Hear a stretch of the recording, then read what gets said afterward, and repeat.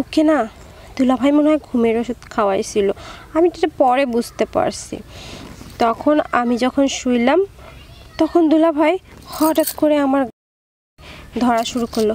আমি বলছি, দুলাভাই কি করতেছেন এগুলা?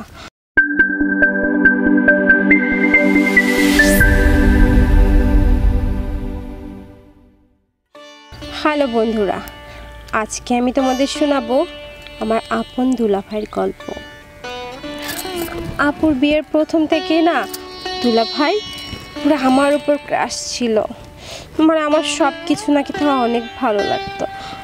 সে আমাকে বলছে কি, আমার ছবি তুলে, আমার ছবি দেখে, আমার সব কিছু দেখে আমার দুলাভাই নাকি মারতো। বুঝছই তো।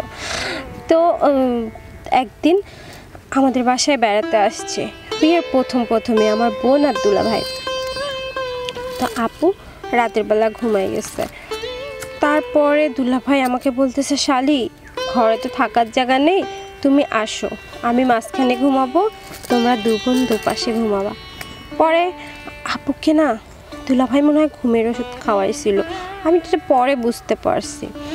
তখন আমি যখন শুইলাম তখন দুলাভাই হঠাৎ করে আমার ধরা শুরু করলো।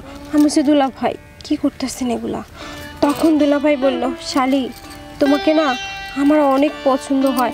বিয়ের প্রথম থেকেই, তোমার বোনের সাথে বিয়ের প্রথম থেকেই তোমাকে দেখে আমি ক্রাশ খেয়েছি। ইস, তোমার বোনের আগে যদি তোমাকে পেতাম না, তোমাকেই বিয়ে করতাম। তখন আমি বলতেছি, আচ্ছা দুলাভাই, আমাকে যদি আপনার এতই পছন্দ হয় তাহলে এখন আপুকে ছেড়ে আমাকে বিয়ে করে নেন না। তখন দুলাভাই বলতেছে, যা পাগল, এখন যদি তোমার আপুকে ছেড়ে তোমাকে বিয়ে করি তাহলে তো সম্পর্কটা নষ্ট হয়ে যাবে, কেউ মেনে নিবে না।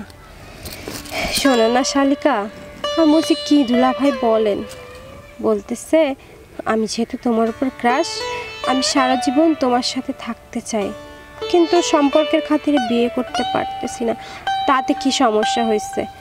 তোমার বোনকে ঘুম পাড়ায় দিয়ে রোজ তুমি আর আমি থাকবো, কেউ কিচ্ছু জানবে না, তুমিও সুখ পাবা, আমিও সুখ পাবো।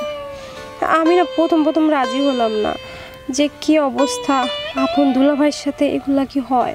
তারপর দুলাভাই আমাকে ছলে বলে কৌশলে এক বিছানায় আপু, দুলাভাই আর আমি, আমরা তিনজনে।